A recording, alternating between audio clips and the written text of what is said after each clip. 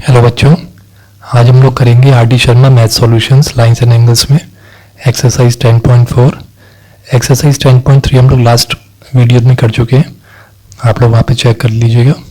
Class 9 की है बच्चों। सबसे पहले बेसिक क्वेश्चंस हैं आर डी शर्मा से। तो बेसिक क्वेश्चन में सबसे पहला क्वेश्चन है, which of the following statements are true and which are false, give reasons. तो यहाँ पे हमें स्टेटमेंट्स दी हुई हैं, इसके अंदर हमें देखना है कि ये ट्रू है कि फॉल्स है। पहला वाला क्वेश्चन है, पहली स्टेटमेंट है, if two lines are intersected by a transversal then corresponding angles are equal. तो कह रहा है कि दो लाइंस हैं, ठीक है, वो इंटरसेक्ट हो रही है एक ट्रांसवर्सल लाइन से, तो क्या कॉरिस्पॉन्डिंग एंगल्स इसके इक्वल होंगे। तो बच्चों पहली इक्वेशन, पहले जो ये स्टेटमेंट है ये फॉल्स है, क्योंकि कॉरिस्पॉन्डिंग एंगल्स तभी इक्वल होंगे जब ये जो लाइंस जो है ये दोनों पैरेलल लाइंस हों, ठीक है। पैरेलल लाइंस जब इंटरसेक्ट करेंगी ट्रांसवर्सल से तभी कॉरिस्पॉन्डिंग एंगल्स बराबर होते हैं। तो फर्स्ट वाला हमारा क्वेश्चन क्या है, फॉल्स है।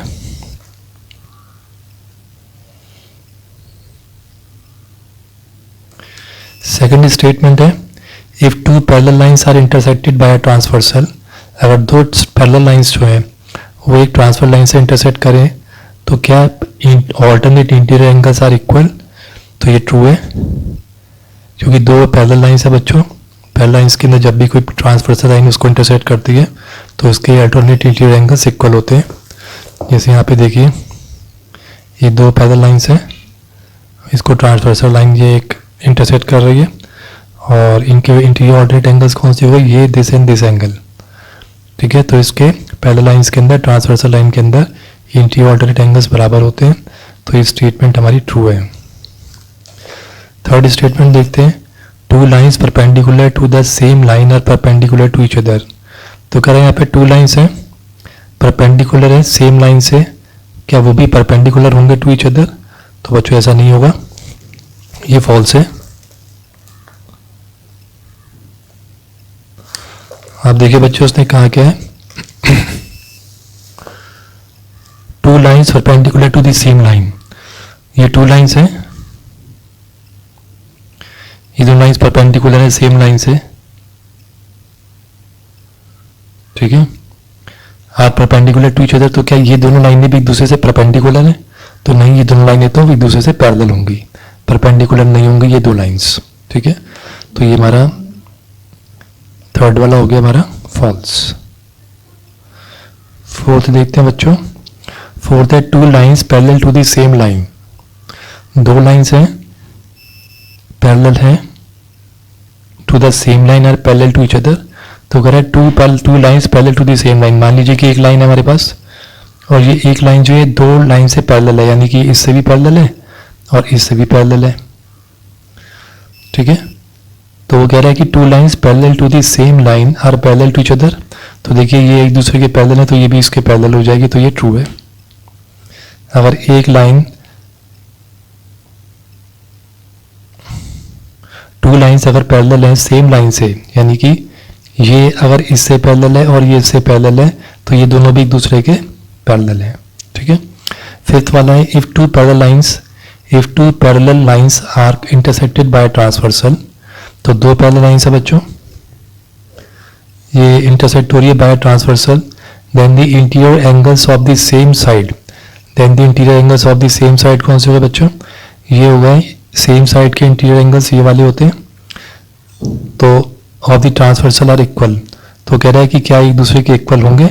तो नहीं, पैरेलल लाइंस के अंदर सेम साइड के अंदर जो इंटीरियर एंगल्स का टोटल सम होता है बच्चों वो 180 डिग्री के लिए होता है, 180 डिग्री होता है, जिनको हम को इंटीरियर एंगल्स भी बोलते हैं। तो ये दोनों जो हैं इक्वल नहीं होंगे, बल्कि इनका सम 180 डिग्री के बराबर होगा। तो फिफ्थ वाला हमारा क्या हो गया, false,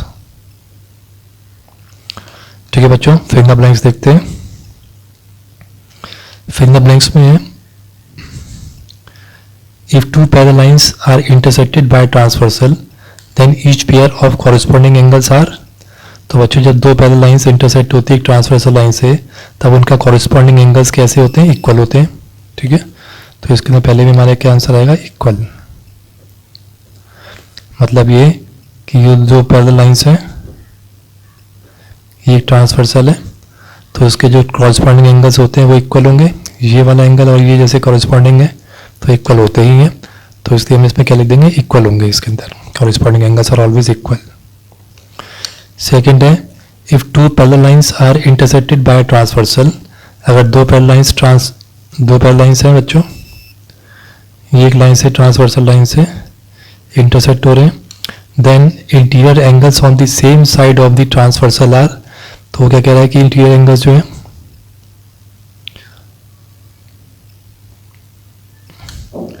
if two parallel lines are intersected by a transversal the interior angles on the same side, तो interiors on the same side कौन से, ये दोनों यही वाले on the same side of the transversal are, तो ये दोनों बच्चे क्या होंगे, ये दोनों सप्लीमेंट्री होंगे, जैसे मैंने बताया कि 180 डिग्री है तो 180 डिग्री मीन्स ये दोनों एंगल सप्लीमेंट्री होंगे, तो we will write here supplementary. Third वाली देखते हैं, fill in the blanks. Two lines perpendicular to the same line are dash to each other, तो टू लाइंस जो परपेंडिकुलर है टू द सेम लाइंस वो क्या होंगे, एक दूसरे के पैरेलल होंगे, जैसे हमने यहाँ पे देखा था कंडीशन के अंदर कि टू लाइंस जो है वो परपेंडिकुलर है सेम लाइन से, ठीक है, तो ये दोनों क्या होंगे, एक दूसरे के पैरेलल होंगे, तो what will write here parallel. Fourth वाला देखते हैं, two lines parallel to the same lines, two lines parallel to the same lines are, तो ये भी पैरेलल हो जाएंगे टू ईच अदर, ये भी हमने यहाँ पे भी देखा था इस केस में, तो यहाँ भी क्या आ जाएगा, इक्वल, सॉरी बच्चों पैरेलल आ जाएगा, पैरेलल। फिफ्थ क्वेश्चन देखते हैं यहाँ पे, फिफ्थ है if the transversal intersect a pair of lines, transversal जो है वो इंटरसेक्ट कर रहा है एक पेयर ऑफ लाइंस को in such a way that the pair of alternate angles are equal, ठीक है, वो कह रहा है कि टू लाइंस हैं उसको एक ट्रांसवर्सल इस तरह से इंटरसेक्ट कर रहा है such that a pair of, इनके जो इंटीरियर ऑल्टरनेट एंगल्स जो हैं वो कह रहे हैं ये इक्वल है, तो ये इस तरीके से दो लाइंस को कोई ट्रांसवर्सल लाइन इंटरसेक्ट कर रहा है और उसके अंदर के इंटीरियर एंगल्स जो हैं वो एक दूसरे के बराबर हों, तो इसका मतलब ये दोनों लाइन एक दूसरे के पैरेलल है, ठीक है, तो हम लोग क्या लिख देंगे यहाँ पे फिफ्थ वाले में पैरेलल। तो बच्चों पहले इसकी हमको प्रॉपर्टी आनी चाहिए, if a transversal intersects a pair of lines in such a way that the sum of the interior angles on the same side of transversal is 180 degree then the lines are, तो बच्चों यहाँ पे जो है sum of interior angles of the same side of transversal क्या होता है, supplementary होते हैं, तो सप्लीमेंट्री में मतलब क्या है कि जो पेयर ऑफ लाइंस है ये क्या है, then the lines are parallel, ठीक है, ये आपको बताया था, तो सिक्स्थ वाले का भी क्या रहेगा आंसर, पैरेलल, ठीक है बच्चों, हमारे क्वेश्चन 2 तक हो गया। क्वेश्चन 3 देखते हैं,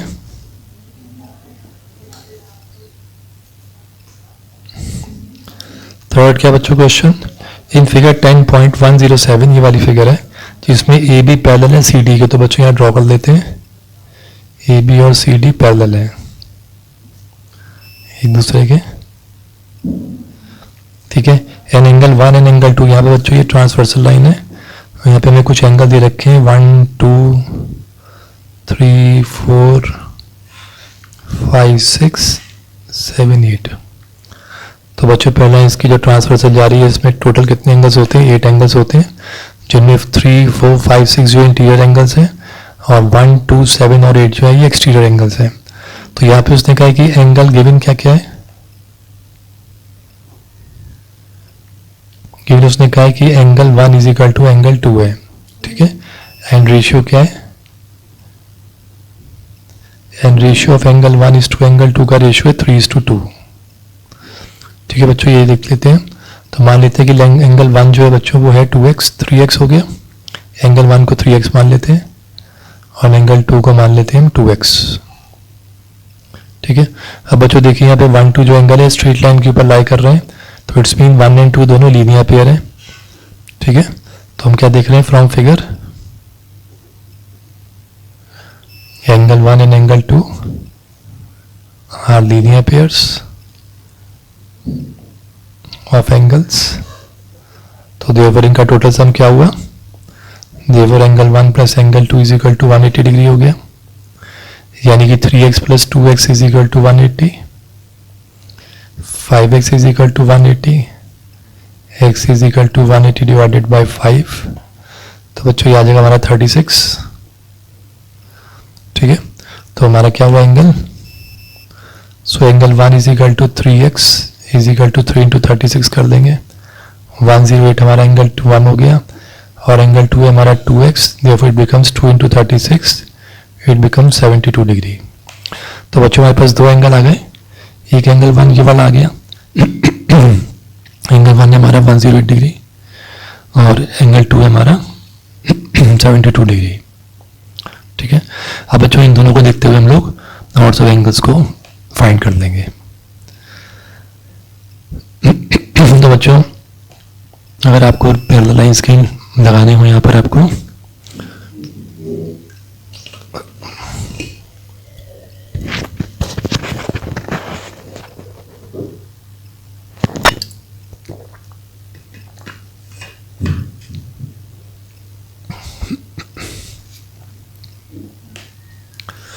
तो ये पैरेलल लाइन स्केल को प्रॉपर्टी बच्चों यहाँ पे यूज करनी है। तो यहाँ पे बहुत सारे एंगल्स हम इजीली फाइंड कर सकते हैं। एंगल 2 जैसे यहाँ पर हमारा 72 डिग्री है, तो एंगल 6 भी 72 डिग्री हो गया क्योंकि कॉरेस्पॉन्डिंग एंगल्स है। ठीक है, और क्योंकि बच्चों उसने दे रखा है कि ये भी इज पैरेलल टू CD, तो एंगल 2 एंगल 6 के बराबर हो गया, एंगल 1 यहाँ पे एंगल 5 के बराबर हो गया। ठीक है, in the same way angle 1 angle 7 के बराबर हो सकता है, क्योंकि एंगल 1 एंगल 7 क्या हो जाएंगे यहाँ पे एक्सटीरियर ऑर्डिनेट एंगल्स हो जाएंगे। 2 एंड 8 सेम है, ये भी इक्वल होते हैं क्योंकि ये भी एक्सटीरियर ऑर्डिनेट एंगल्स हैं। ठीक है, तो इस तरीके से हम लोग फाइंड कर सकते हैं, वर्टिकली अपोजिट एंगल्स ही मान सकते हैं। एंगल 2 और एंगल 4 वर्टिकली अपोजिट एंगल्स हैं जो कि बराबर होते हैं, एंगल 1 और एंगल 3 भी बराबर है, तो ये भी क्या बच्चों वर्टिकली अपोजिट एंगल है। तो इस तरीके से हम लोग सारे एंगल्स इसलिए इजीली फाइंड कर सकते हैं। तो आप देख लीजिए, इसको देख लेते हैं हम लोग।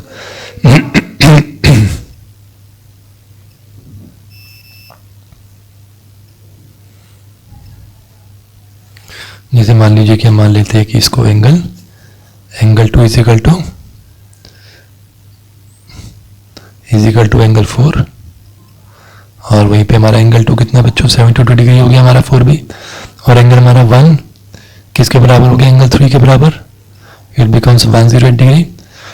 तो बच्चों है क्या इसमें वर्टिकली अपोजिट एंगल्स लिख लेंगे, और ये भी लिख लेंगे, ये भी इसका रीजन वर्टिकली अपोजिट एंगल। ठीक है बच्चों, ये हो गया हमारे इसका हमने 1 2 3 4 हमारे निकाल लिए। उसके बाद हम लोगों ने देखना ये वाले, तो बच्चों इसे 2 एंड 6 कॉरेस्पॉन्डिंग हो गए, तो angle 2 is equal to angle 6, तो एंगल 2 भी कितना है इसके 72 डिग्री है, तो 6 भी 72 डिग्री हो गया। रीजन क्या देंगे, corresponding angles are equal. 2 and 6 हो गया बच्चों। ऐसे हम लोग 1 एंड 5, एंगल 1 जो एंगल 5 के बराबर है, एंगल 1 इज इक्वल टू 5, तो ये होगा हमारे 108 डिग्री। रीजन सेम होगा बच्चों हमारा कॉरेस्पॉन्डिंग एंगल्स। फिर उसके बाद 3 और 9, 3 एंड 7 भी देखिए बच्चों यहाँ पे दोनों भी कॉरेस्पॉन्डिंग है, तो मैं लिख देता हूँ angle 3 is equal to angle 7 is equal to, तो बच्चों 3 हमारा 108 आया था, 108 हो गया, कॉरेस्पॉन्डिंग एंगल सेम रीजन है। और ये पे एंगल 4 और एंगल 8 भी एक दूसरे के बराबर है, कॉरेस्पॉन्डिंग है, और एंगल 4 हमारा कितना था 72 डिग्री, तो ये भी 72 डिग्री हो गया, रीजन सेम है, कॉरेस्पॉन्डिंग एंगल्स। तो इस तरीके से हम लोग सारे एंगल्स अपनी इजीली जो 8 एंगल्स हमारे जो हैं वो सब हम फाइंड कर सकते हैं। ठीक है बच्चों, 1 पता चल गया। तो इन सबको हम देखते हुए सारे हमारे एंगल पता चल जाएंगे। तो 4 एंगल्स बच्चों यहाँ पे 72 डिग्री है और 4 एंगल हमारे 108 हैं, तो हम इसमें से आंसर निकाल सकते हैं। तो बच्चों इसके अंदर angle 1 is equal to angle 3 और एंगल 5 एंड एंगल 7, ये सारे हमारे 108 है। और बच्चों हमारे एंगल 2, एंगल 4, एंगल 6, एंगल 8 कितने हैं 72 डिग्री। आई थिंक बच्चों को क्लियर हो गया होगा। अब हम करते हैं क्वेश्चन नंबर 4। तो बच्चों 4 जो है इसमें 10.108 फिगर है। यहाँ पे वगैरह है L M and N are parallel lines. तो बच्चों एल एम और एन जो है पैरेलल लाइंस है, इंटरसेक्टेड बाय ट्रांसवर्सल पी ये P एक ट्रांसवर्सल है, P यहाँ पे ये x, y और z पर इसको इंटरसेक्ट कर रहा है ट्रांसवर्सल, तो इसमें हमें एंगल फाइंड करनी है 1 2 3। तो बच्चों यहाँ पे एक एंगल दे रखा है, इसको हम यहाँ ड्रॉ कर लेते हैं।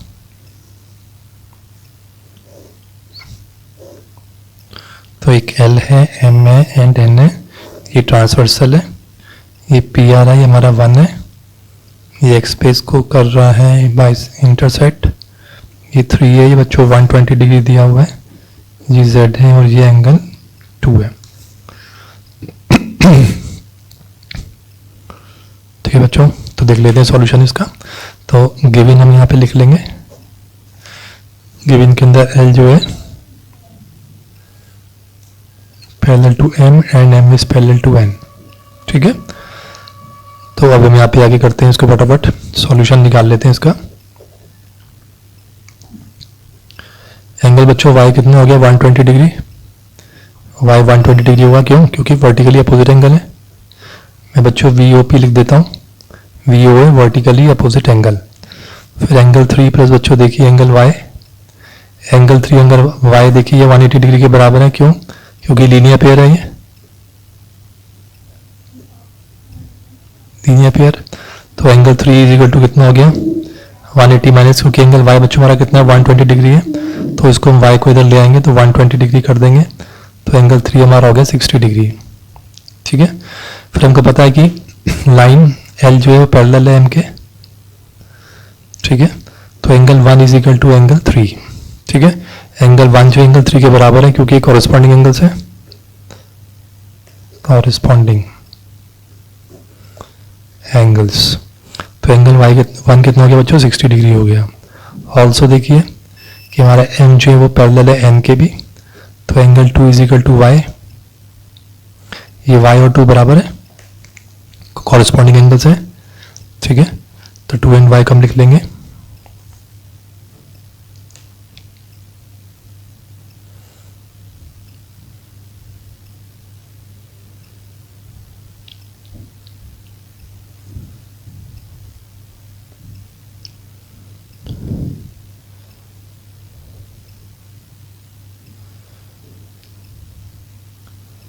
ये बच्चों हमारा हो गया एंगल 2, और हमको फाइंड कौन कौन से करने हैं, यहाँ पे हमको 1 2 एंड 3 फाइंड करना। तो बच्चों 1 तो हमारा आ गया, 2 हो गया हमारा, 2 ये वाला एंगल फाइंड करना बच्चों। इससे देख लीजिए यहाँ पर ये भी हो जाएगा हमारा 120 डिग्री, यहाँ से निकल आएगा डायरेक्ट, यहाँ से भी ले सकते हो कि 120 डिग्री गिवन है, तो एंगल 2 और ये 120 डिग्री क्या हो जाएंगे दोनों angles, these both angles are interior alternate angles.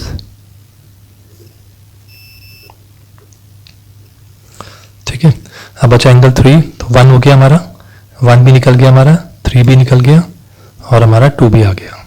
तो इस तरह से हम लोग इसे सॉल्व कर लेंगे तीनों एंगल्स को। अब हम क्वेश्चन देखते हैं 5। फिफ्थ है बच्चों in the figure 10.109, A B जो है पैरेलल है सी डी के एंड सी डी जो है पैरेलल है ई एफ के। तो फाइंड करना है एंगल ए सी ई। हमको क्या फाइंड करना है ए सी ई, ये इतना सा एंगल हमें फाइंड करना है यहाँ पे। तो उसको ड्रॉ कर लेते हैं पहले। तो बच्चों ये है हमारा, ये हो गया, तो हमारा ए बी है जो है वो सी डी के पैरेलल है, और ये एक लाइन ऐसे जा रही है, और ये जो लाइन है ई एफ जो है ये पैरेलल है हमारे सी डी के। ठीक है, ये 130 डिग्री दिया हुआ है, ये डी है, और ये 70 डिग्री दे रखा है बच्चों।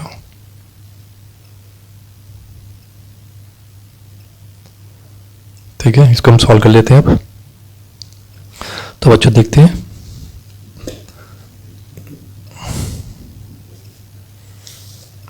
तो बच्चों में फाइंड क्या करना है इसके अंदर, find angle A C E, means A C E ये वाला एंगल से फाइंड करना है हमें। ठीक है, तो इसे स्टार्ट करते हैं। एंगल हमें पता है, गिवन है कि सी डी जो है पैरेलल है ई एफ के, सी डी पैरेलल है ना ई एफ के यहाँ पर। तो क्या होगा इस हिसाब से हमारा F E C plus E C D. अब बच्चों देखिए इस पे ध्यान से, F E C and E C D, this angle, ये दोनों एंगल जो है क्या हो गए इंटीरियर अलाइड एंगल्स हैं। तो तो इनका टोटल सम क्या होगा 180 डिग्री। तो लिख सकते हैं सम ऑफ को इंटीरियर एंगल्स आर सप्लीमेंट्री।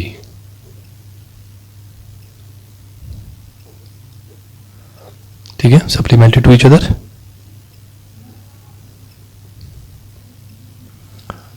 तो इस हिसाब से क्या हुआ हमारा E C D is equal to 180 degree. F E C बच्चों ऑलरेडी दे रखा है यहाँ पर, एफ ई सी 130 डिग्री है, तो मैं 130 सब्ट्रैक्ट कर देता हूँ, तो मिल गया यहाँ पे हमारे पास 50 डिग्री। ठीक है, ई सी डी हमारा फिलहाल अभी आ गया 50 डिग्री हमारा आ गया बच्चों। ठीक है, ये हमने फाइंड कर लिया। अब हमको ये पता है कि बच्चों कि जो हमारा बी ए है वो पैरेलल है सी डी के, ए बी पैरेलल है सी डी के। तो देयरफॉर क्या होगा यहाँ पे बी ए सी जो है वो बराबर होगा एंगल ए सी डी के, यानी कि this angle is equal to this whole angle.